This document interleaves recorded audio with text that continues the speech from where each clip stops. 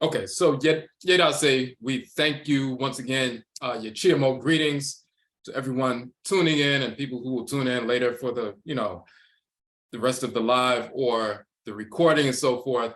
I am Odwirafo, Kwesi, Nehem, Ptah, Akhan, Odwirafo of Akwamumain and Maruka Tifimu, the Akwamu Nation in North America within Ojiraman, the purified nation, Afuraitkaitnit people in the Western Hemisphere. This particular broadcast, we just wanted to do a special live to inform people and give some insight and answer a few questions about our upcoming KANKYE Conjure Film Festival that is coming up on November 26th. So that is next Saturday, November 26th. It is here in Washington, D.C. This is our first annual KANKYE Conjure Film Festival. So tickets are available. There won't be any tickets sold at the door. All of the tickets are purchased online and so forth. So let's go to the site. As some of you have seen the site, our website. And as you can see here, this is the flyer, Conjure Film Festival, the THEARC Theater, Washington, D.C. And this is the image of the theater, outside and inside and so forth. We will be premiering our new documentary, and that new documentary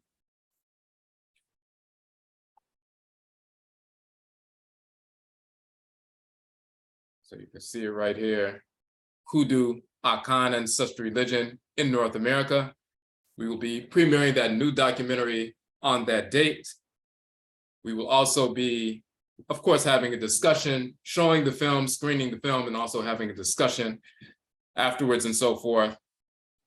We also will have our first documentary film, Amarukafo Adibisa, African American Ancestral Divination.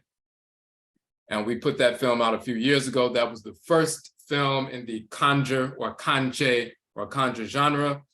And then we will have one or two other films as well. So we'll be having some updates on that. So first, let me get back to the center and hold on. I just want to make sure people can log in. All right. So what we wanted to do is to give some background with regard to the nature of this festival, why it's called the KANKYE Film Festival and so forth, and what it is all about. So when you go to the website, you will see the flyer. You'll see the two serpent animal totems. In the background, you'll see the ochwe, the antelope and so forth.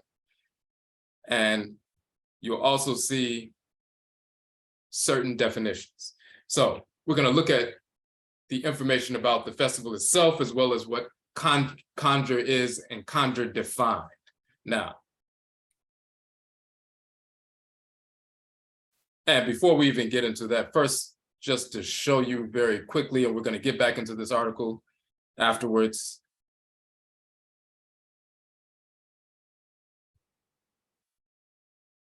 One of the books we have published, and I published 31 books to date. We have some more books being released. One of the books was our HOODOO Mind Festival Journal. We've just completed our 8th annual HOODOO Mind, HOODOO Nation Festival here in Washington, D.C. This is from the 2nd year of our HOODOO Mind, HOODOO Nation Festival. And we published a journal, and it was given out to everyone who, attended the festival. It also exists as a free download on our website. This is the journal. That's the HOODOO Mind, HOODOO Nation Festival Journal. And you will see that the cover and so forth. But in the journal, of course, we have articles on the Hoodoo tradition, which is Akan Ancestral Religion in North America. And one of those articles in the 2nd journal was the article, or is the article, KANKYE, Akan, origin of the term conjure as hoodoo. So we talk about the Hoodoo tradition, which is a Hoodoo religion, which is Akan Ancestral Religion, preserved in the blood circles of Akhan people who were forced into the Western Hemisphere during the Musuo Kwesi, as we call it, the Great Perversity, the enslavement era. Akhan people from the regions of contemporary Ghana and Ivory Coast. We maintained our Akan Ancestral Religion, our unique Akan Ancestral Religious expressions and language. And we continued, of course, to practice Akan Ancestral Religion under the Akan term Undu, which came to be pronounced hoodoo in North America. But we also use the term Kankye, and that lent itself to the titles as Kanji man and Kanji woman, a Kanji man, Kanji woman, and so forth. But we were saying Kanji man, Kanji woman. That's an Akan term as well. So in the process of showing the etymology and cosmology of various terms in the hoodoo tradition, all of which are Akan terms, we show this term Kankye, and of course we name our festival the Conjure Film Festival. We're going to get into this article in detail a little bit later, but just so you can see, in the Asante Fanti dictionary, the Akan dictionary, the Tree dictionary, and so forth, Kankye, to pray, rehearse, or speak a prayer, to invoke or call upon the divinity. That's the verb. Kankye is the noun, prayer, invocation. You also have the term Kankye, to make a sign with straight or curved lines on a level surface. Kankye, a mark made by a stroke or line, and that has to do with divination and so forth. But Kankye is composed of two terms. Ka, to emit a sound, to utter, speak, say, tell. And then we have the term che, to become clear, visible, to appear, come to light, to come or bring forth, to obtain or impart subsistence, to come forward, become clear or visible, as in the coming forward of the sun. So it says this verb is only used in connection with adie, adeche, the day breaks, things become visible, and so forth. So when we talk about to say good morning to someone in the Akan language, we say ma, ache, and this is the term che or ache. Ma means give, and ache means the becoming visible, becoming clear, becoming luminous. It means dawning. So ma che, meaning good morning. It means ma, give, ache, morning or dawning, or the coming forward of the light, and so forth. The full term or phrase is me ma wo ache, which means me, me or I, ma, give, wo, you, ache, dawning, or the becoming visible. Me ma wo ache, which is contracted to ma che, means I give you dawning. I give you, the coming forward of the light. So when the sun rises, at sunrise and so forth, and the beams of the sunlight first shoot across the landscape, two things take place. There's illumination, so now you can navigate your way across, around the world, across the world and so forth without, harming yourself and so forth. You can see your path clearly. But then there's vitalization that takes place. There's empowerment, there's heat, fire, energy, revitalization. So you become illuminated and you become empowered. When the force, that sacred force of the sun, the solar energy and so forth, the Ori, as we call it in the Akan language, it was in the quote unquote underworld. It was hidden, it was unseen during the 12 hours of the night. Then the force, that power that was unseen, manifests in the world of the seen at the evening point, which is the sunrise and so forth. Now the unseen becomes seen. The illumination happens, but then that force of power releases this energy across the landscape and you become empowered and illuminated. When the spirits of the Abosom, which is the Akan term for deities, and the spirits of the Nananom Nsamanfo, the Akan term for spiritually cultivated ancestresses and ancestors, when we invoke and evoke the deities and ancestral spirits, those unseen forces manifest in the world of the seen through spirit possession and spirit communication and so forth. Our path becomes illuminated through their wisdom, but we also become empowered. through spirit possession, spirit communication, so that we can heal, protect, defend, and so forth. So when we talk about KANKYE or KANKYE, to utter incantations, ka and ache, to make the spirits come forward, as in the coming forward of the sun. So KANKYE, to utter incantations to make the spirits come forward. Just like the unseen power of the sun manifests in the world of the seen and illuminates and empowers, when we invoke the deities, evoke the ancestral spirits, they come forward, they manifest in the world of the seen, and they illuminate our path, and they also empower us. So that is what KANKYE means. And we also show, of course, that since we are descendant of our ancestresses and ancestors in ancient Khanid and Kemet, Nubia and Egypt, of course, when we see the term in Akhan, ka, to emit a sound, to utter, speak, say, or tell, that's the Akhan language. Then you look in the Medutu, so-called hieroglyphs in ancient Kemet, kai, thousands of years prior, to think out, to devise, meditate, to speak, to say, cry out, tell out, and so forth. To speak, to say, to tell, in ancient Khanid and Kemet, kai, to speak, utter, say, or tell, kai, in Akhan. And we have, of course, che, or ache, to appear, come to light, the coming forward of the sun and so forth, making things visible and all of that are forthcoming. The sun rising on the horizon, that's ache. And then you look in the language of ancient Kemet, che or chai, to rise like the sun, or like a king on his throne, to ascend, to shine, to appear. And the actual medut, the hieroglyph, as you can see here, is the tip of the sun just peeking above the horizon, the top, portion of the sun. And then this symbol on top of that are the rays shooting out from the sun. The sun has not fully cleared the horizon yet. It's just peeking above the horizon. That is the first light. That is the dawning. The illumination happens, and the vitalization, the heat, the fire, and the revitalization happens. So the actual medut of the sun rising and the first rays shooting across the landscape, che in ancient Kemet, that is ache in Akhan. So the compound term ka, che, to speak or utter incantations, ka, to make the spirits come forward, as in the coming forward of the sun, ache, that is the origin of the term KANKYE.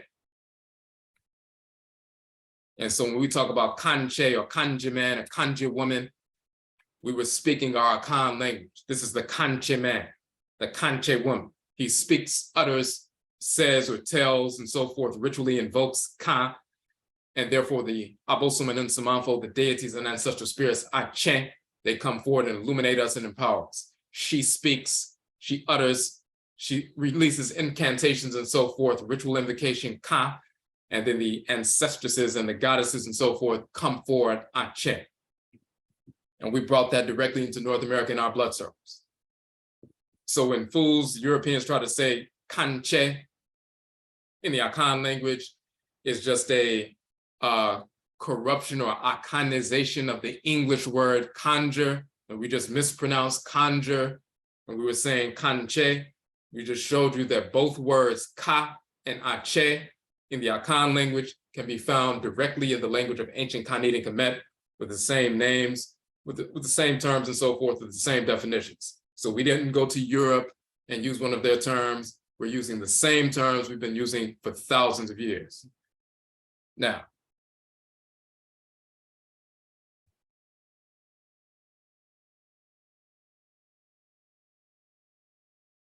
so that's just a little bit of the reason why we use, of course, the term KANKYE. It is the Conjure Film Festival. But let's look at this part of the document.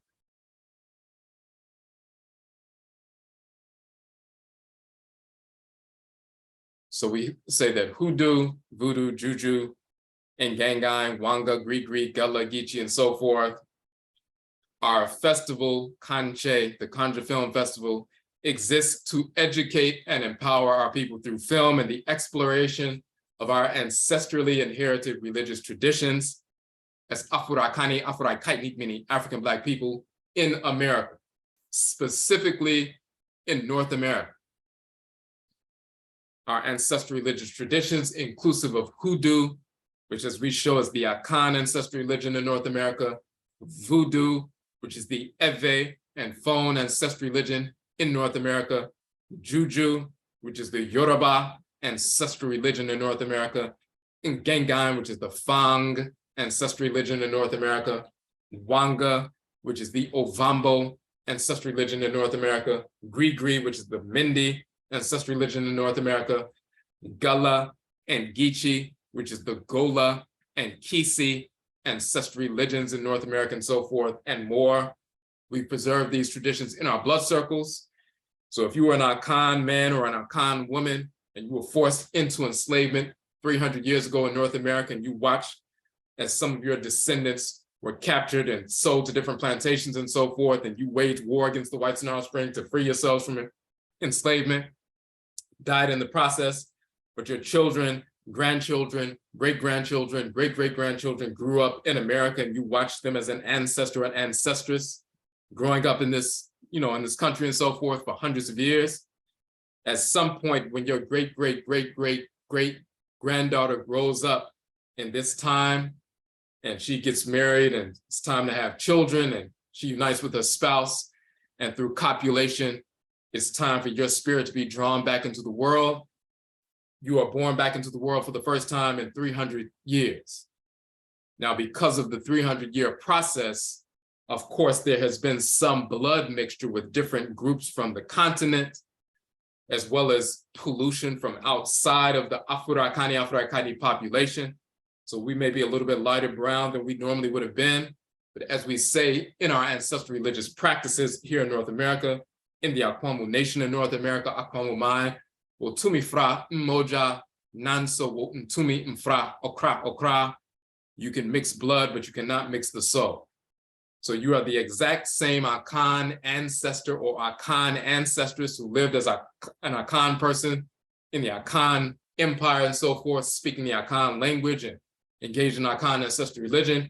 You're the same spirit that has returned. So you're still an Akan spirit.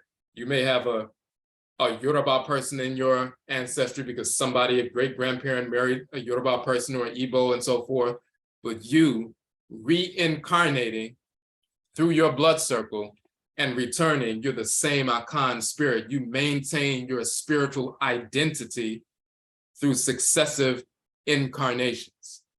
You have a blood connection to other Afurakani, Afuraitkaitnit groups because of the mixture that took place, and only the Afurakani, Afuraitkaitnit groups. You don't have a blood connection to the whites in Alice Springs who may have polluted the blood circle. That's cancerous. You don't have a connection to them. Or the other groups of our people, you have a blood connection to them, but as far as spirit genetic inheritance, you're the same spirit that has reincarnated through the process of what we call bebra, reincarnation in the Akan language. You're the same spirit with the same cultural identity connected to the same patriclan and matriclan divinities. So we maintained our culture. When one said, I'm a Juju man or Juju woman, they were saying I'm a Yoruba man or Yoruba woman in North America. If they said I'm a Voodoo man or Voodoo woman, they were saying I'm an Ewe man or Ewe woman. If they said I'm a HOODOO man or HOODOO woman, they were saying I'm an Akhan man, Akhan woman. If they said they're a Wanga man or Wanga woman, they were saying I'm an Ovambo man and Ovambo woman. We maintained our ancestral religious practices. We need to have a forum and platform for the expression of ancestral religion that we preserved in our blood circles here in North America. So this particular film festival, the KANKYE, Conjure Film Festival, only showcases ancestral religious expressions that were preserved in our blood circles in North America. There are other platforms and other film festivals and so forth and websites and so forth for people who are practicing various expressions of Afurakani, Afuraitkaitnit, or African ancestral religion from different regions of the continent as well as from the Western Hemisphere. So, for example, there are a number of people who got involved in the Lukumi tradition and so forth from Cuba, or people in Candomblé in Brazil, or some people practicing the Haitian expression of Vodun and so forth in Haiti, Obia in Jamaica and so forth, Winti in Suriname. There are a number of different practices, and there are different platforms for that. We need to have our own platform, and now we have our own platform and our own film genre, the Conjure film genre, specifically focused on what we preserved in North America. We're the only group in the Western Hemisphere who believes that we didn't preserve anything because of ignorance and some self-hatred. We believe we didn't preserve anything. We didn't preserve our ancestral culture, so we have to go to everybody else and get our culture from the Caribbean, going to South America, going to Haiti, going to Cuba, going to all these different places, or going to Nigeria, Ghana, South Afuraitkaitnit, Mali, various different places, trying to get ancestral religion and quote unquote bring it back. The only reason we operate like that in that ignorance is because we believe falsely, and we got that information from the whites and their offspring, that we didn't preserve our traditions. In reality, we did. And when you look inside your culture, you will find the full ancestral religious practices intact, inclusive of priesthood and priestesshood. So that needs to be explored, because that's the basis of our liberation. There's no liberation of our people without being grounded in who we actually are. We come into the world to execute a specific function in creation. Just like every cell in your body has a specific function to execute in creation. If you don't know what that function is, if you don't know what the forces that govern your matriclan and patriclan blood circles are and how to access that energy, you don't know what your function in the world is. That's like a cell within the body, not knowing that it's a liver cell and it is to support liver functions. Or a spleen cell, not knowing that it's part of an organ called the spleen that has a specific set of functions that contribute to the health of the body and the well-being of the body. If that cell was taught, well, you're not part of any organ or cell or gland, you're just a body cell and you can be whatever you want, then that cell will become cancerous and self-destructive and deleterious in function, malfunction to the body. But when the cell knows who it is instinctively, it will function harmoniously and contribute to the health and well-being and the furtherance of the function of the entire organism. So there's no liberation for our people while we're trying to imitate others, imitating the whites and their offspring and their fake religions with their fictional characters like Jesus and Muhammad and Allah, Buddha, Yahweh, Brahman, and so forth, these fictional characters and their fake religions. Of course, we can't follow our enemies and their fake religions. Hebrewism, that pure stupidity, following fictional cartoon characters. There were no ancient Hebrews, as we prove in our book and so forth. There's no liberation there, but there's also no liberation in us simply imitating our own cousins on the continent or in the Caribbean. If you were living in Chicago and you met one of your cousins from California, and this is the first time you ever met them and so forth, and you visited them for a while, and then you came back to Chicago and you were imitating their language, their slang, their lingo, the way they dress, the way they eat, the way they communicate with one another, and you just start operating that like that from that point on, your people in Chicago would say, why are you imitating your cousins? It's one thing to connect with them, but why are you imitating them in every aspect of your life? What is your culture? How do you dress? How do you communicate? How do you speak? What is your dietary practice? What is your philosophical foundation and so forth? Why would you be imitating somebody else in every aspect of life? You're only imitating them if you believe that you don't have anything of value. That's like us simply imitating Yoruba people, Yoruba expressions of ancestral religion as they exist now on the continent, or going to Ghana and getting initiated and imitating our cousins, or going to the Congo and imitating our cousins, or going to, Sierra Leone, or going to South Afuraitkaitnit and imitating our cousins. We're only imitating them because we don't believe that we have anything for ourselves. They don't come and imitate our ancestral religious practices. They don't seek to come and say, hey, can I practice hoodoo and so forth? Because they don't even know what that really is. They already have their own culture. So they may visit and see what we're doing, but they're not going to try to imitate us in every aspect of existence unless they don't value their own culture, their own expressions. So when we have our real traditions, we practice real ancestral religion and so forth. This is what this is about. So when we talk about accepting films in the conjure genre and so forth, if someone said, hey, I got initiated as a Babalawo in Nigeria, I have a film about that, that would not be allowed at our festival. If someone said they went to Ghana, went to South Africa, went to Haiti, went to, Brazil and so forth, that would not be allowed at the Conjure Film Festival. They already have forms for that. There's the Pan-African Film Festival. There are a number of different festivals. This one is for Black people in North America and our ancestral religious traditions exclusively and only. Now,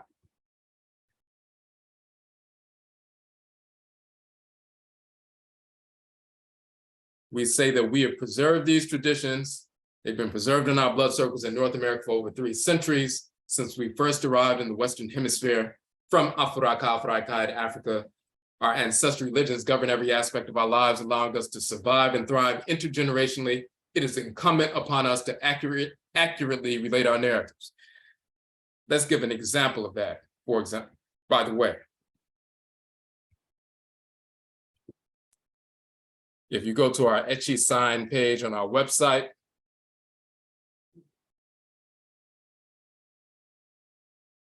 and our most recent, we have an annual Etchi Sign Ancestral Religious Reversion Conference, where we bring people together from the various traditions of our people in North America, like the HOODOO tradition, which is Akhan, the Wanga tradition, Ovambo.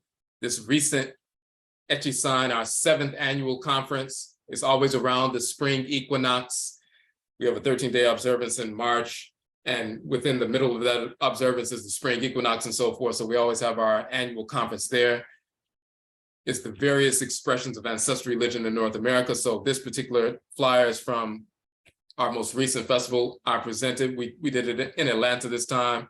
Mut Kajara Nia Nebehet was Fang, from the Fang ethnic group and so forth. That is her ancestral inheritance and so forth. She talked about the Chi energy used for healing. Chi, or Ki, is the term for divine living energy in the Fang language, the Fang people of Gabon and Cameroon and so forth. So Chi is not coming from Asians and so forth. Of course, as you can see here,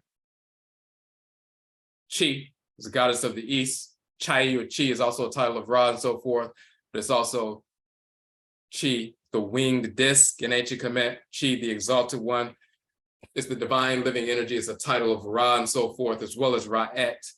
That divine living energy has nothing to do with Asia.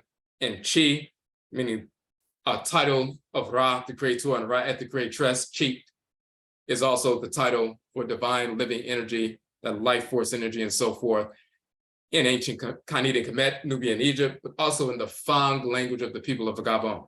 So, well, we dealt with that, but our Etchi Sign Ancestral Religious Reversion Conference, we explore our ancestral religious traditions.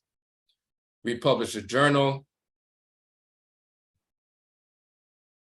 for the first 3 years of the conference. We'll show that journal, but just to give some direct impact. This is a document that many of you have downloaded, asked us to utilize, and of course, we oblige that. Etchi Sign, our official position against vaccinations and religious exemption affidavit. Etchi Sign is dealing with ancestral religious reversion, meaning we return to our ancestral religious traditions. It's representative of the movement of Afurakani, Afuraitkaitnit, African Black people in North America, returning to our various expressions of ancestral religion. So Etchi Sign, ancestral religious reversion, is reflective and representative of any expression of ancestral religion that we've preserved in our blood circles, whether it's hoodoo or juju or voodoo and so forth.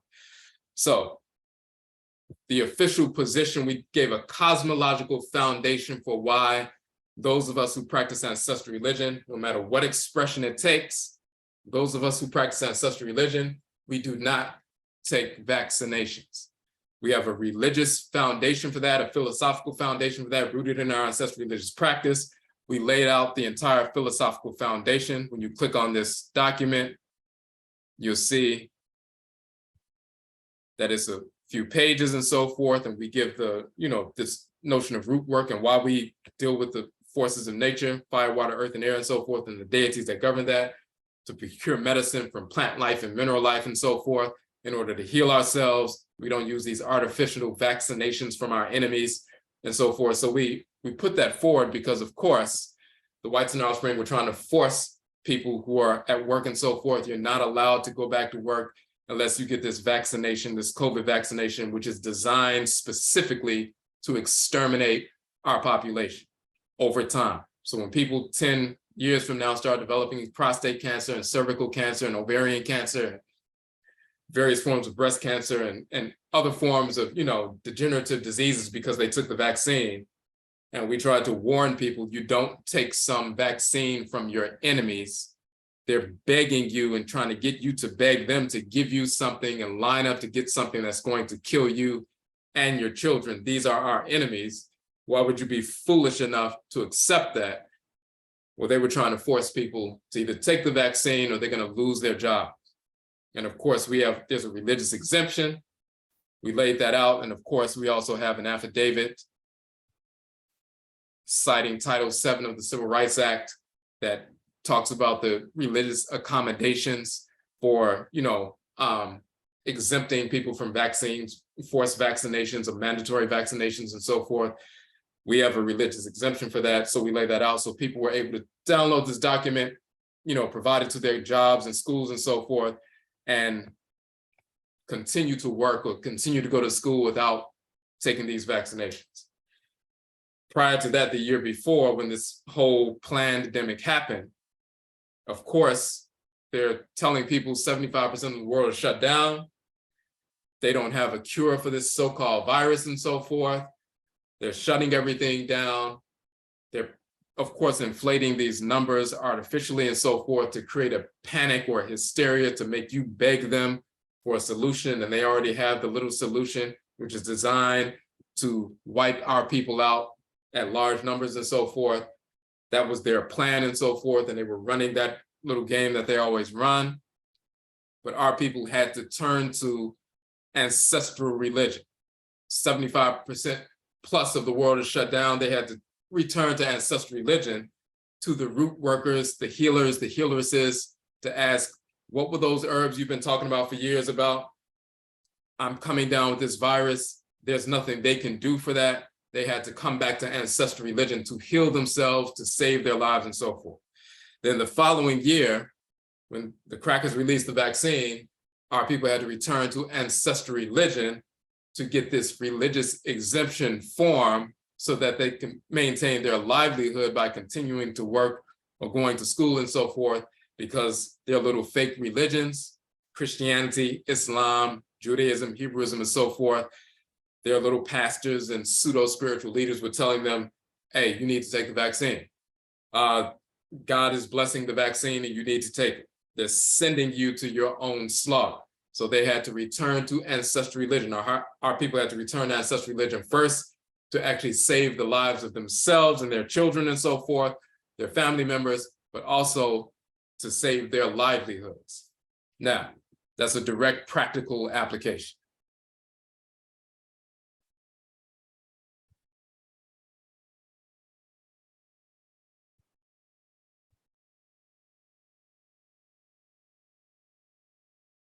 Now,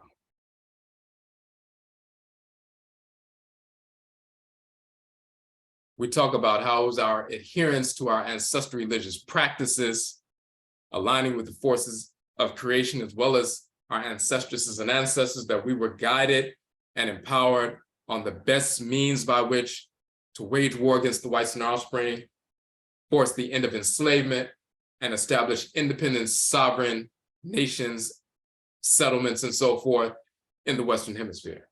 It was our people waging what is called the Gullah Wars and so forth, that the whites and our offspring called the Seminole Wars against the United States government. Also the Hoodoo Wars, as we call them, and so forth, that forced the Civil War to come into being, and then us participating in that effort to force the end of the enslavement across the entire continent and so forth. Those who maintain their ancestral religious practices are the ones who engage that process. All throughout enslavement, you have people escaping into swamp areas and other regions and so forth, establishing independent towns and defending those towns intergenerationally, while some of our people remained on plantations who were still fearful and didn't embrace their own traditions. So those who maintain their traditions, those are the ones who freed themselves in their lifetimes and established independent towns, some of which still exist today. Those who didn't maintain their traditions, they continued to be enslaved. So that's the information we're talking about on, in this section, talking about the Conjure Film Festival. It's the first film festival grounded in what we define as the conjure film genre. And that is something that we, coined that term and so forth. And the first film in the conjure film genre was the film that we released, as we said, Amarukafo Adibisa. And we talk about the forms of divination that we preserved in our blood circles for the past few hundred years.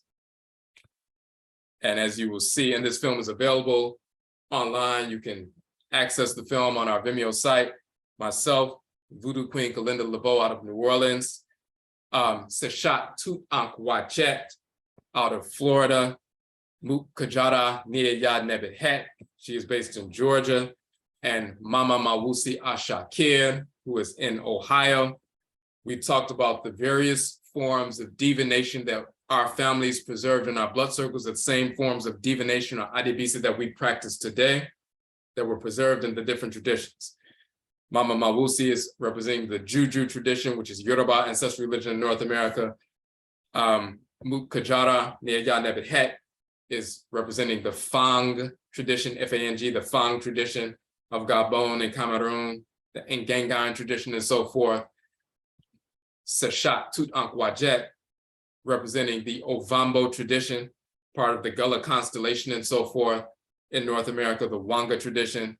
Voodoo Queen Kalinda LeBeau, of course, is representing the Voodoo tradition, which is the Eve and Fon tradition. And then, of course, myself, we were talking about the Hoodoo tradition, which is my tradition, Akan Ancestral Religion preserved in North America. So Juju, Ngangan, Wanga, Voodoo, and Hoodoo, these 5 different traditions that were represented in the film, and you see that across the top and so forth, and the forms of divination we preserve. So that was the first film in the conjure film genre. And of course, the second film in that genre, properly defined in that genre, is our new film that will be screened, as we said, Hoodoo, Akan Ancestral Religion in North America. That's going to be screened next weekend. So that's talking about the nature of the festival.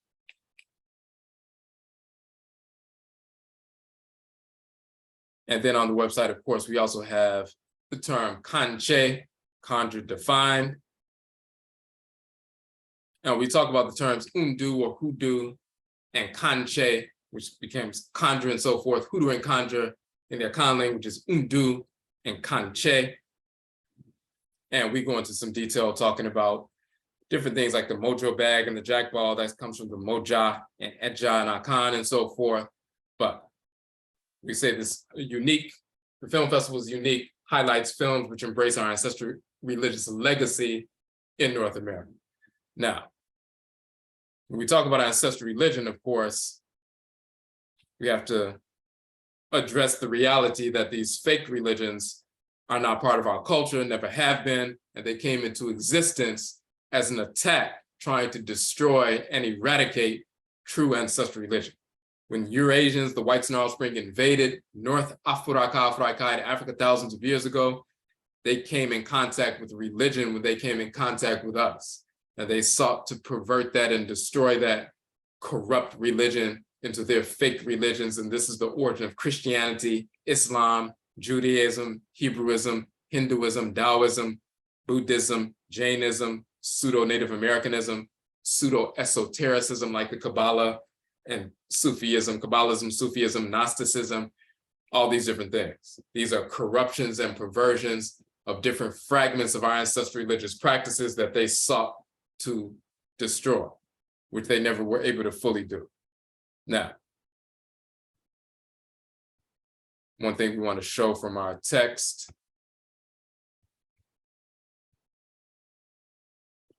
When we had our first Echisign conference, this is the first year, 13,016, so-called 2016. That was the first year we had the conference, but also the first year that we released the journal, the Echisign Ancestral Religious Reversion Journal. And in that particular journal, one thing that we did was we showed the etymology of different religious practices as preserved in North America. And just want to run through those really quickly. And the Echisign Conference was actually, in a sense, the precursor to the Conjure Film Festival, because we were bringing together the various traditions. Now, in October, we always have our HOODOO Mind, HOODOO Nation Festival, specifically focused on the HOODOO tradition. First and foremost, because we are Akhan, we practice Akan Ancestral Religion, so we give a proper definition of what Akan Ancestral Religion is from an Akhan perspective, which is the HOODOO tradition. Akhan religion came to North America not recently over the past few decades, but hundreds of years ago when Akhan people were enslaved and freed themselves from enslavement. So that is the HOODOO tradition. So we, of course, since we practice that tradition, that is our lived culture, we want to properly define that. That's in October. And of course, people from different traditions, Afurakani or Afuraitkaitnit, African Black traditions, can learn from the HOODOO tradition, just like we learn from other traditions like the Yoruba and others as well. But in March, around the equinox, we have the Echisign Conference, where it's not just the HOODOO tradition represented, but the various traditions of our people from, wherever we exist in North America and the traditions we brought in our blood circles here. And so, of course, when we talk about the Conjure Film Festival, it's an extension of that philosophy. So here, in this first journal, a note on Hoodoo, Juju, Grigri, Vodun, Wangan, and Gengai. We show these various terms as they manifest in their various languages. They are identifying the people and their ethnic group. So we always identified our ethnic group here in North America. People were unaware of that. But when we said, as we said before, Juju man or Juju woman, we were saying, I'm a Yoruba man, Yoruba woman. So what does that mean?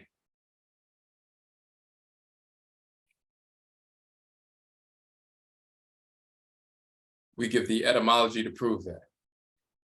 We first talk about Hoodoo, and we talk about from page 21 of our book on the Hoodoo tradition. We show that the term Undu in the Akwamo dialect means medicine. In ancient Canadian Kemet, it's Undunu. It also means medicine. Undua, trees, plants, or roots. Udu, trees, plants, or roots in ancient Canadian Kemet, Egypt and Nubia. And then we show Undu means heavy, to become heavy with the spirit. Undu means to feel a presentiment or foreboding, to see what's taking place or about to manifest in the spirit realm. So we show that the various terms you find in Akhan, Undu, medicine from roots, trees, and plant life. Undu, to become heavy with the spirit through spirit possession, spirit communication. Undu, to feel a presentiment of foreboding. Undu also is the offerings that are given, the medicine and so forth. Those definitions of Undu in the Akwamo Akan dialect are the exact same definitions of Hoodoo in North America, but they also exist in ancient Canadian Kemet with the exact same meanings. So in our Hoodoo People book, we show that. And just to show that really quickly, we show that the term du or duru in the Asante dialect, eduru, plural, with the N is nduru. In the Asante dialect, in the Akwamo dialect, is undu. And it's powder, medicine, drug, physic, and so forth. We show that it's really undun in ancient Kemet. And then we show the various terms, undua, to plant or tree, kind of plant, edua, edria, plural, undua, plant, tree, shrub, and so forth. So the Undu medicine comes from the Unduwa, the plant, tree, or shrub. It's the root work, root medicine, and so forth. And we show the relationship between the terms in ancient Kemet. And then the Odun Sin, the stump of a tree, which is used for medicine.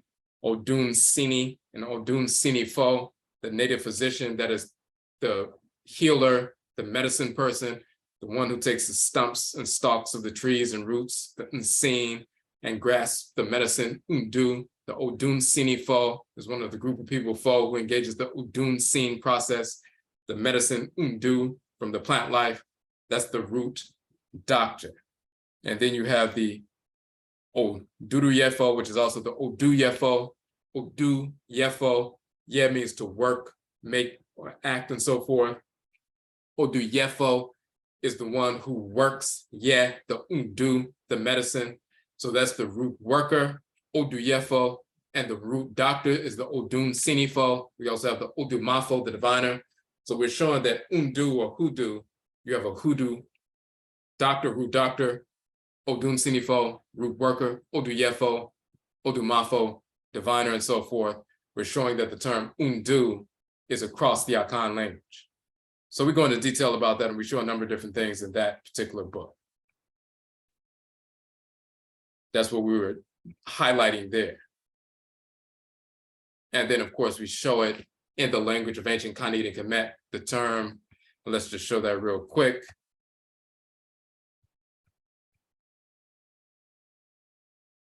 Just as we said, Undu means heaviness or weight. It's duru in the Asante dialect, du, plural Undu in the Akwamu dialect. Heavy, weighty, ponderous, to become heavy with the spirit. And then Udun, it's not Uden, but it's Undun, to be heavy or weight.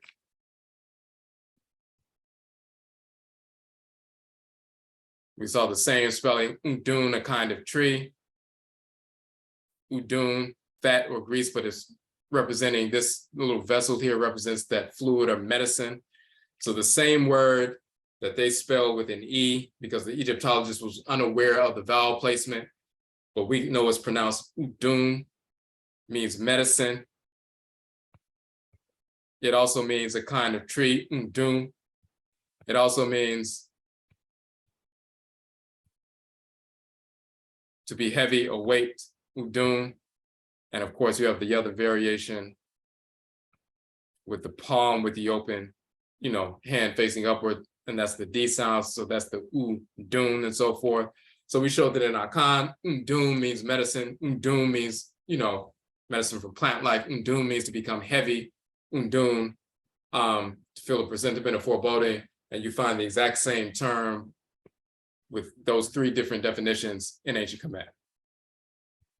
Now, when we get to the term juju, juju in the Yoruba language, when they define the term juju, is found to be a reduplication of the term Jew.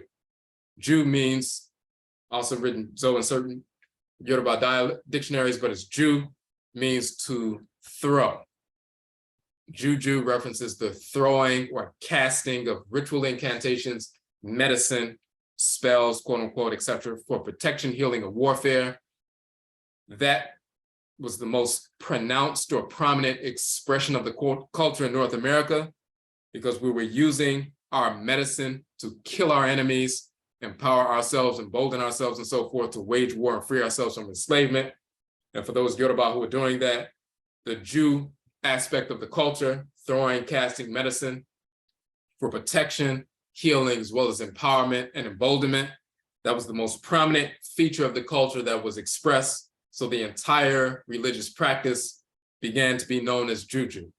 Just like Akan Ancestral Religion, the Undu, or the medicine that we use to heal as well as kill our enemies through chemical and biological warfare to poison so-called slave masters and so forth. That was the most prominent expression of the culture. So the entire Akan religion came to be, identified with that prominent expression. So we call the entire tradition Undu, the Akan term Undu, which is HOODOO. The Yoruba did the same thing with Jew or Juju, throwing or casting medicine. And then you get the terms to juju someone, to attack someone, and so forth. We're showing the language of ancient Kemet, the hand with the open upward turned palm, do or ju to give, but do also written chu, bad, evil, wickedness, and so forth. That's sometimes they give a negative connotation to throwing medicine at someone. But you also have do or juju, one of the 42 deities, judges in the Hall of Alsar. Do or juju is pronounced in Yoruba, the son of the female divinity Neet, and he's a warrior divinity who casts medicine with sacred arrows and so forth. Then you have dua, to pray, praise, to address, make a report. Dui, to cry out, to call. And you have dua, also pronounced jua, to praise, to adore, to honor. And you see the two hands of the person with ritual provocation and so forth. And then we go into some details showing that ritual movement, ritual provocation, projecting or throwing energy from the hands, projecting for protection, as well as healing, to receive, but also to project and so forth. That is dua or jua. That's directly related to Jew, and is the origin of the term Jew, jua and Jew, to cast, to throw medicine, energy for healing and protection.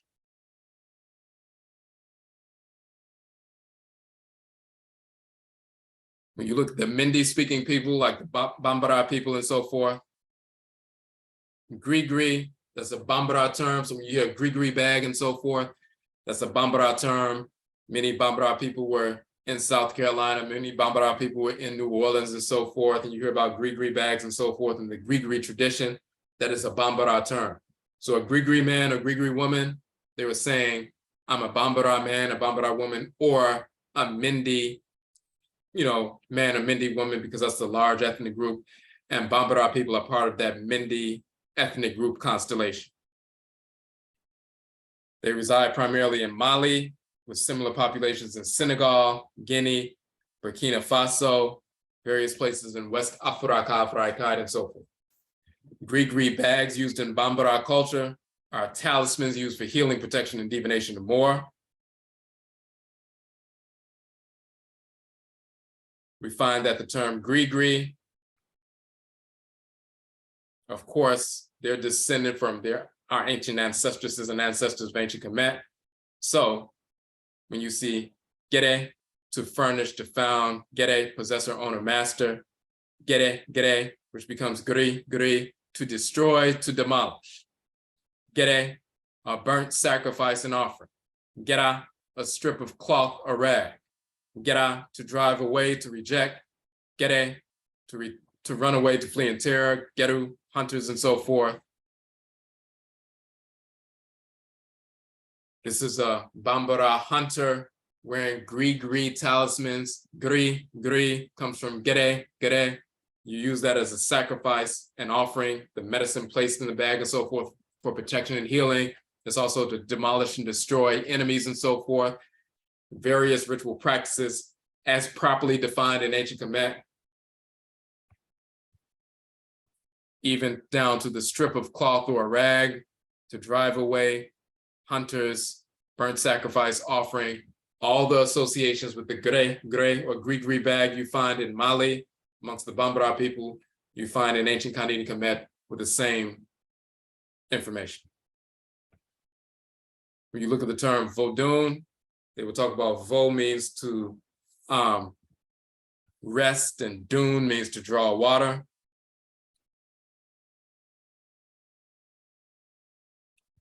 And first you rest. When someone, has a vessel on their head, they walk down to the river. First they rest, still themselves, balance themselves, Vo, and then they take the vessel and put the water in there, draw the water and put it back on their head and balance that water and walk all the way back to the village. But that's also a euphemism for going under, rest, stilling yourself, resting, and then going through the water into the spirit realm for spirit possession. And then the deity sits on your head, and then you have to balance that force and so forth, and you're communicating with the spirit realm. Now,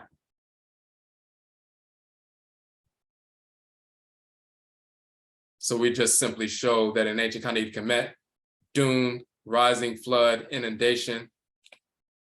Dune meaning to draw water in the Fon and Ewe languages and so forth. Dune, you see that sacred hair, male or female hair, and the rising flood or inundation. To stretch out, reach out, to extend, to stretch the legs and rocking, to lift up, to rise up, to raise, to bear. There's a sacred hair divinity, male and female hair divinity in ancient Kemet.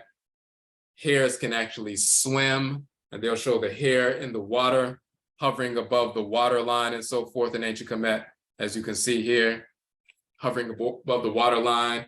They're shown as the sacred animal totem in the water, but when the hare springs up out of the water, then that's the beginning of the sun rising up out of the earth and out of the water line and so forth. That's that representation of that sacred animal totem.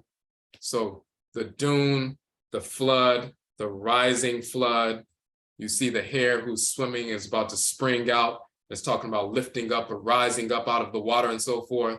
Dune, of course, in the Fon language, dune means to draw water. You're lifting that water up. And then the spirit is coming forth.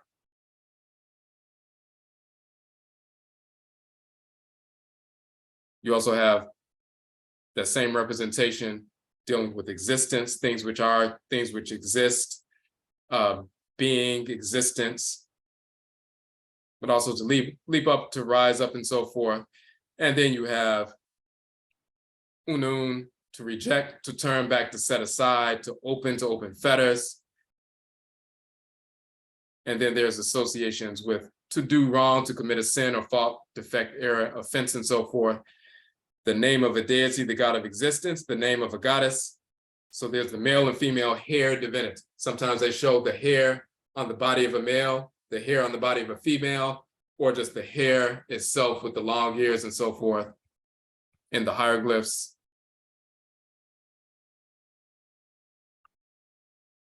This is a hair. This is the name of the hair written in the Medutu and ancient Kemet. This, of course, is the hare's foot or the rabbit's foot talisman. This is the hair goddess from ancient Kemet and so forth. So when we talk about the rabbit's foot talisman in North America, that comes from the hair and so forth, male and female spirits, animal totems for two divinities, the male and female hair divinity.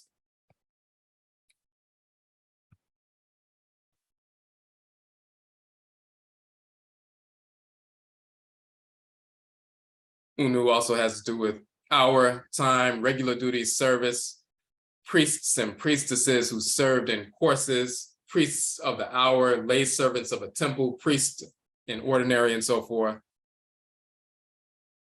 What's important is that when this particular glyph spelled with a U in the old dictionaries, it's also spelled with a W, and typically today they use a W and so forth. But the W and the V interchange. The W and V interchange in European languages like Sweden or Sweden or William or Wilhelm and so forth. But importantly, they also interchange in Afurakani, Afuraitkaitnit languages. The Ovambo people in Namibia and Angola also call themselves the Owambo people. There's a dialectical variant based on dialect. Some people say Ovambo with the V. Some people say Owambo with a W. The Ewe people, from which Vodun comes from, sometimes some pronounce it Ewe, E-W-E, Ewe. Some pronounce it E-V-E, Ewe. And the language is Ewebe or Ewebe and so forth. And we show here in Ovambo, the Bantu term Wanga is also pronounced Vanga, depending on the Bantu ethnic group. And you will find that 1,500 years ago, the character that's used for the letter V, it was transformed into the U. Then hundreds of years later, the U became a double U, which is two U's side by side. So that V, W, and U is the same letter. That's why you have Va and Wa interchanging in European languages, but most importantly, in Afurakani languages. Wanga, Vanga, Owambo, Ovambo, Ewe, Eve. Wonu, this term will be Wonu, and Eve person will pronounce it Vonu, Vonun, and that becomes Vonun. It's not Wonun or Wunun. It's, for them, it's Vodun, Vodun, and that's the origin of Vodun, to rest and draw water. And when you look at the deity of existence, the male divinity, Wonunti, Wonut, and so forth, the female divinity, it has to do with existence, the being of existence, the God of existence, the manifestation of the sun rising on the horizon, the hair swimming in the primordial waters from which the solar disk will rise up out of that black water and illuminate the entire world for the first time and so forth, and continuously doing that in that sacred cycle. The male and female hair represent existence, the manifestation of existence. They also govern, as we can see here, hour, time, regular duty, service. They deal with the synchronicity of events, sacred time, and so forth. And this is why you have priests who served in courses, priests of the hour, hourly priests, and so forth, who have ritual practices. These are the Wonun or Vonun priests and priestesses. So we just show that the term Vonun that you find in Fon and Eve goes back to ancient Khanid and Kemet.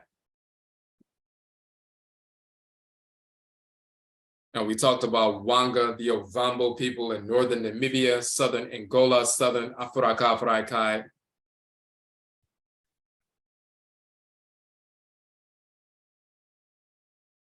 You look at the term og or ong, whip or flail, food, kind of grain, an offering of some kind, ongat, and that A with the, it's actually the forearm with the open palm, is the oh sound. So that's ogga or onga, an offering of some kind, bolts, nails, metal pegs.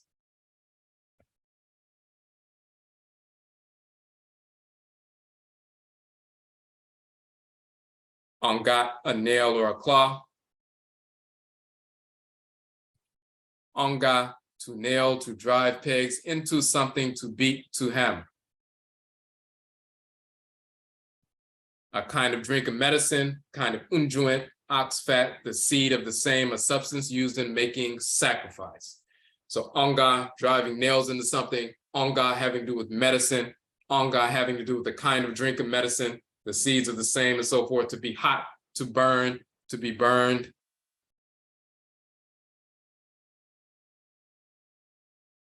And of course, when you look at the people in this region, they're driving nails into the ritual figure, making ritual medicine, placing it in the statue. That's the onga, which becomes wanga and so forth, driving nails into the ritual talisman, making medicine, healing, sacrifice, and all that.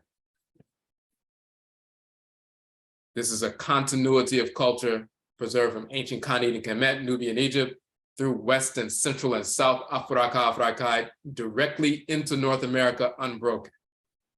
So when we say we're casting the Wanga, someone in South Carolina, North Carolina says, my grandmother was a Wanga woman and she was casting or throwing the Wanga and so forth. The Wanga man had the Wanga bag and so forth, and had the medicine in the Wanga bag, where they're driving nails through a certain piece of wood or a Wanga doll and so forth. Unbroken tradition. You have the Fang people in Gengai. You have the Congo people say Nganga. The Fang people say Ngengai or Ngangang. And we even hear people saying gang or gang, and they like to use the term gang and so forth, but they don't know where the term and why they're associated or drawn to using the term gang or gang and so forth. The Fang people of Gabon, Equatorial Guinea, Cameroon, and some in the Republic of Congo and so forth. This is a Fang statuary and so forth. We said earlier that in the Fang language, the term ki is that divine living energy. That's ki, also written chi. In ancient Khanid and Kemet, it's a title of Ra.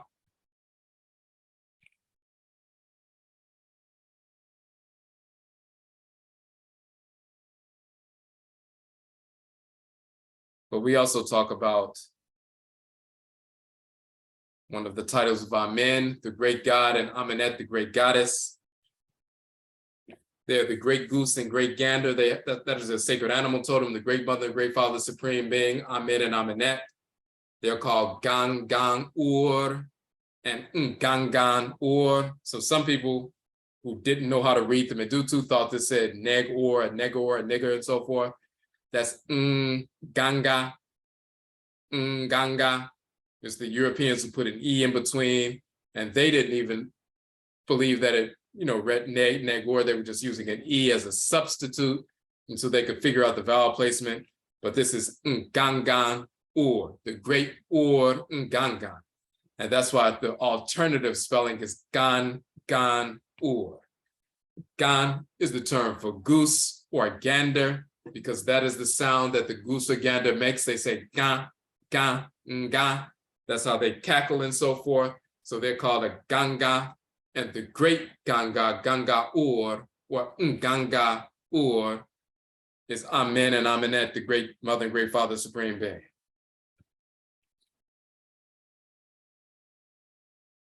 That's why it's not negaga, it's nganga, to cackle, to quack, nga, cackler, gaga, to cry of a bird or cackle, gaga or ganga or the great cackler, and so forth.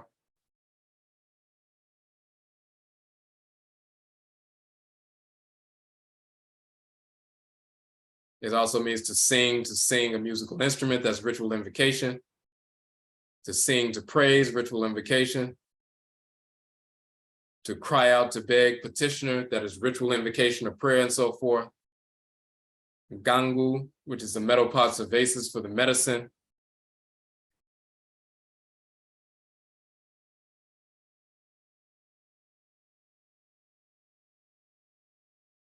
And when you look at the cosmology of Kemet, they talk about Amen as the great cackler at the beginning of creation, the great goose cackles nga, nga, and those sound vibrations cause the primordial black substance to wave and manifest water, ripples of water, and then vibrations of energy manifest.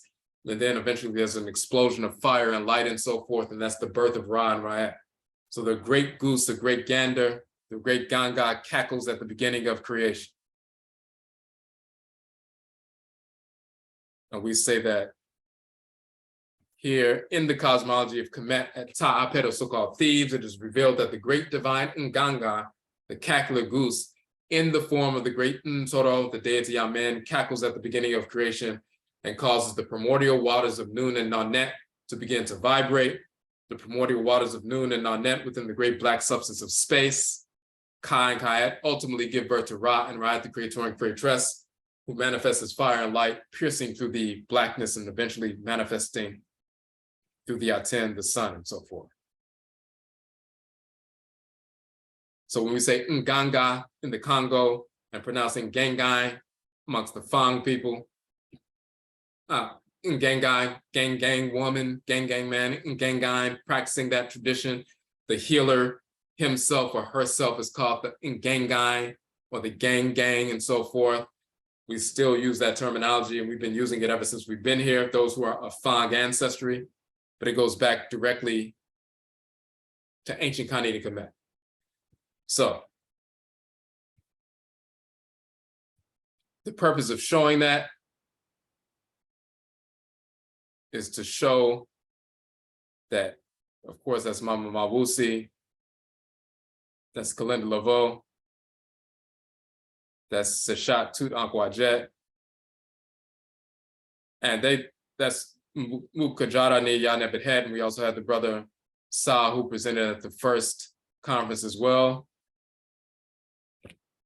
But we participated in that first conference, and then eventually you had the same individuals, in the film a few years later, a couple of years later, the first film in the Conjure tradition. But the reason we show that is to show that there's an unbroken tradition from ancient Khanate Kemet, Nubian Egypt, through Western, Central, and South Afuraitkaitnit directly into North America, still on our blood circles. And we still use the same terms and the same ritual practices, unbroken, that we've used for thousands of years. We're not dependent on going anywhere to get our tradition. It's already in our blood circles when we look and communicate directly with our ancestresses and ancestors. Those who are actually communicating with their direct blood, spirit, genetic ancestresses and ancestors, they can see within the culture that exists all elements of the culture: priesthood, priestesshood, healers, healeresses, and so forth.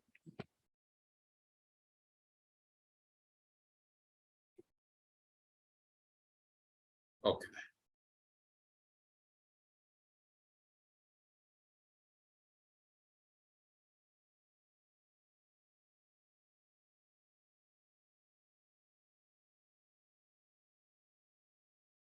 Okay, so that's cosmologically why we have the film festival, what the film festival is about, why we established the conjure genre, even showing that the most recent and direct application, people who practice ancestral religion, they were not worried about, COVID or any other disease.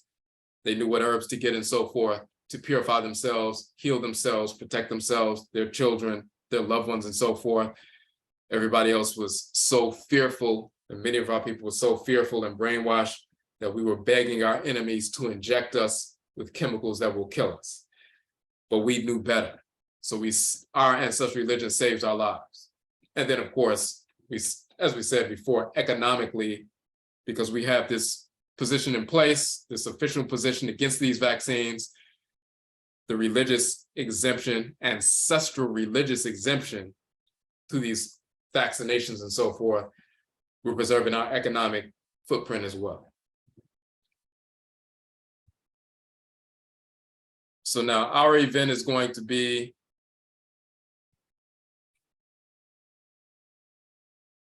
Memenida, November 26th. It's all-day event, 11 a.m. to 5 p.m. We're going to have vendors. We have a couple of spaces left for vendors and so forth. So we'll have some vendors there, including a vegan food vendor and so forth. We'll be screening different films. We'll have discussions afterwards, for each film and so forth. People can network, they can, connect and so forth. Tickets are available. No tickets will be sold at the door.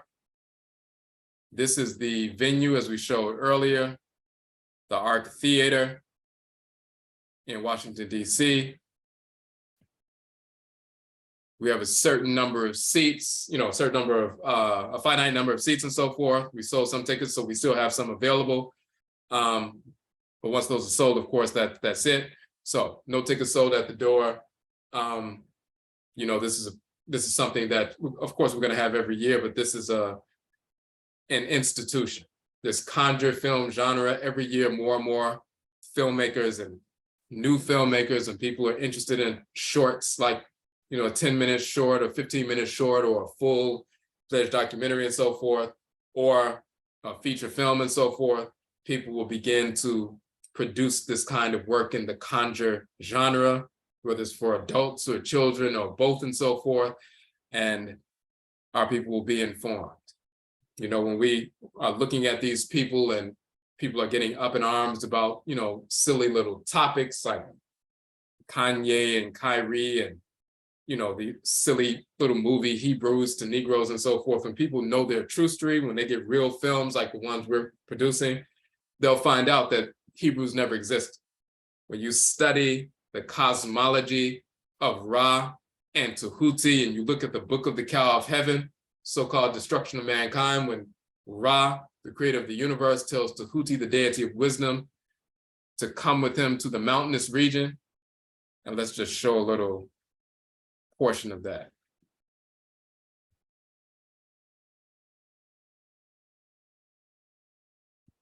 Ra tells Tahuti to come with him to a mountainous region, up in the mountains and so forth. Ra takes the form of divine light, and he calls himself Ra, Aku, Ra, the illuminated one. He makes Tahuti his representative on earth because Ra decided to build the Sekhet-hetep, the divine field of peace, and place divine herbs within the divine field of peace, divine food and so forth. And he said that people who want to follow him, they must follow Tahuti on earth. He put Tahuti in his place on earth. And therefore, Ra went into the heavenly realm and so forth. So after Tahuti comes down from that, the mountain, seeing Ra in the form of divine light, he's been given the charge to be the representative of Ra on earth and so forth. And Ra gives him an assistant, the little dog-headed baboon, as you can see here, in the stele of Neferenpet. And now, if you follow Tahuti and his assistant, the little deity Anan, the baboon-headed divinity and so forth, then you will be led to Ra in the Sekhet Hetep, the divine field of peace. That is the ancestral realm, and you'll be fed in the ancestral realm, and you'll live in peace and serenity in the ancestral realm until it's time for you to reincarnate. One of the titles of Tahuti is Ma'al Sheru, or Ma'al Sher, the one who is true, Ma'al, a voice or word. He is the spokesperson of the Supreme Being. You'll see him with the staff encircled by serpents. Ma'al Sher, the one who is true of word, who speaks the divine law and so forth, the representative of Ra on earth. And his assistant, the little baboon called Anan. Ma'al Sher and Anan was corrupted into Moshe and Aaron, or Moses and Aaron and so forth. And they say Moses went up on the mountain and the God came in the form of divine light, made him the representative and the lawgiver, and he went down from the mountain to lead the people to the promised land. That entire story was stolen from the cosmology of Tahuti as laid out in the Book of the Celestial Cow, or the Book of the Cow of Heaven. And it had to do with Ra setting up the Sekhet Hetep, the divine field of peace and offerings, which is an aspect of the ancestral realm. And if you follow the divinity of divine wisdom, his spokesperson, if you follow him, because he represents Ra on earth, wisdom on earth and so forth, then you will be led to the Sekhet Hetep, the divine field of peace and offerings and so forth. And there's divine food within that field. They stole that entire cosmology and tried to make it a physical place, and then stuck it in Palestine and said there was somebody named Moses who led people out into the wilderness to lead them to the promised land, the land of milk and honey and all of that other nonsense. You'll see Tahuti wearing the lunar disc on his head. Ra operates through the sun and utilizes the Aten, the sun, to transmit his his solar energy and so forth. You have the solar energy, the sun, which is that golden solar light coming from heaven. And then you have the lunar energy, the moon, with that silver or white milky energy. You have the land of milk and honey. You have milk and honey falling from heaven. The milk is the lunar light. The honey is the golden solar light coming from heaven, from the masculine lunar divinity, masculine solar divinity. And of course, there's Ra'et, the creatress. She's the feminine solar energy. You have Seshat, as well as other female divinities that operate through the moon as well. But the land of milk and honey, milk and honey coming from heaven and so forth, that's the lunar light and the solar light. Everything they've said about Moshe, Moses, as well as Iprahui, another title of Tahuti, which became Ibrahim and Abraham. And we go into detail about that in our book, Kuku Tuntum, the Ancestral Jurisdiction, showing that all of the fictional characters of the Bible, Quran, and Talmud are frauds. This is our book, Kuku Tuntum, the Ancestral Jurisdiction. And we expose the fact that Abraham, Isaac, Ishmael, Moses, Aaron, David, Judah, Jesus, Mary, Yeshua ben Pandera, Muhammad, Allah, Yahweh, Elohim, Solomon, Sheba, Menelik, Brahman, all fictional cartoon characters who never existed of any form or of any race whatsoever. So when you know your true story and your cosmology, you don't get caught up in these silly little arguments about who were the original Hebrews. There were no Hebrews. That's like saying, who are the original elves who were the helpers of Santa at the North Pole? And then trying to trace your descent to a North Pole Elvelites, and you start walking around saying, I'm a North Pole Elvelite. They're trying to hide our identity from us. We really come from the North Pole. We are Elvelites, but we need to reclaim our tradition so we can know who we are. Pure stupidity. That's the same as calling yourself an Israelite or Moor or a Hebrew or pseudo-Native American or any other foolish title, Asiatic, whatever it is. So when you know your true street, know your culture, know your true ancestral religion, you don't get caught up in these foolish arguments talking about anti-Semitism, Noah, Shem, Ham, and Japheth, and so forth. None of those characters existed. Noah is a corruption of the male divinity Nuak, or Nu in ancient Kemet, who has the boat with the deities in the boat and so forth.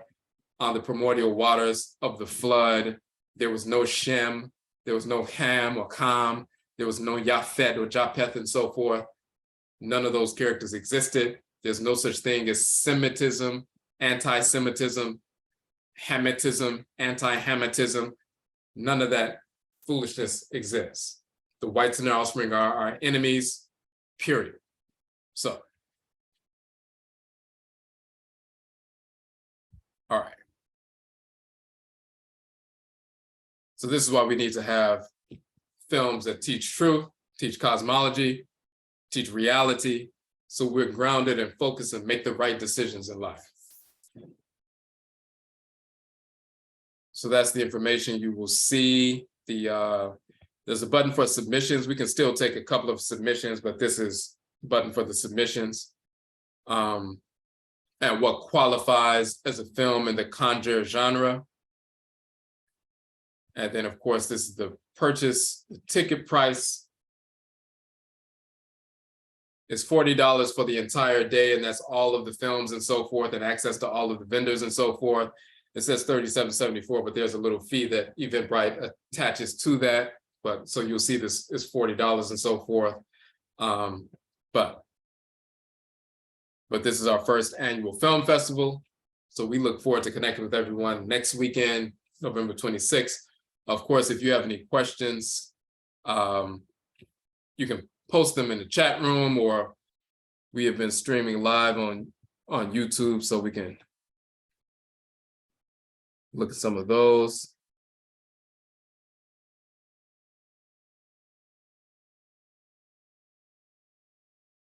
All right. 1 second, let me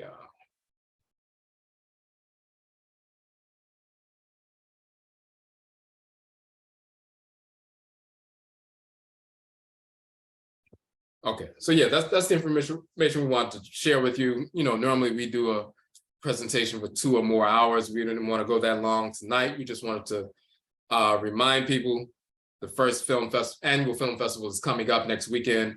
We're going to put out some more information. We have a trailer out. We're going to put another one out. We'll be sharing the information. Please share the information with your contacts on Instagram, on TikTok, Twitter, Facebook. We have a certain number of seats available. We often have people traveling from different states, just like at the HOODOO Mayan Festival, we have people coming from different states and so forth, you know, to come out and support the work, and also to become informed and connect with other people who are on the same page, culturally as well as business-wise and so forth. So it's going to be a good time, a good event. If you have any questions about vending, just send us an email at kwesiakhan@gmail.com. We have a couple of spaces left for vending.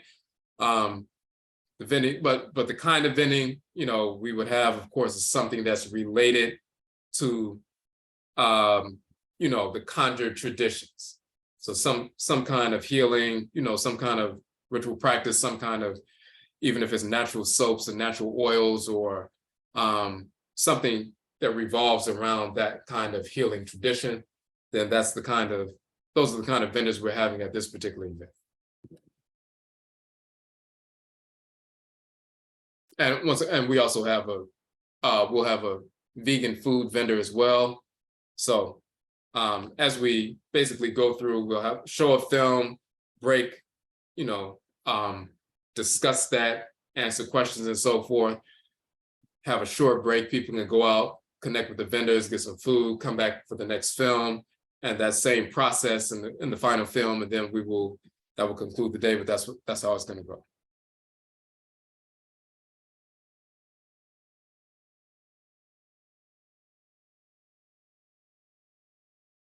Okay.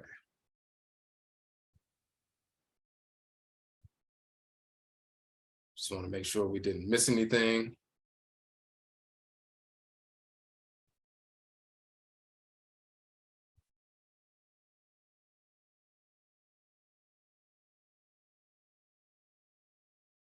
Give me 1 second.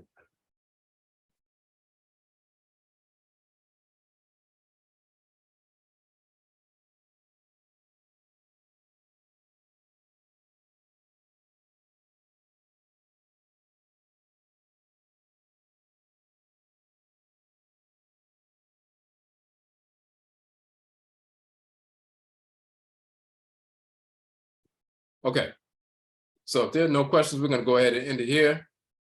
Of course, you can hit us up on, Instagram, Facebook, Twitter, all the different platforms. Odwirafo, Kwesi Akhan, as well as Odwirafo on Facebook, with Odwirafo on Twitter, Instagram, TikTok, and Fanbase, which is a Black-owned social media site that is similar to Instagram, but it's 100% Black-owned.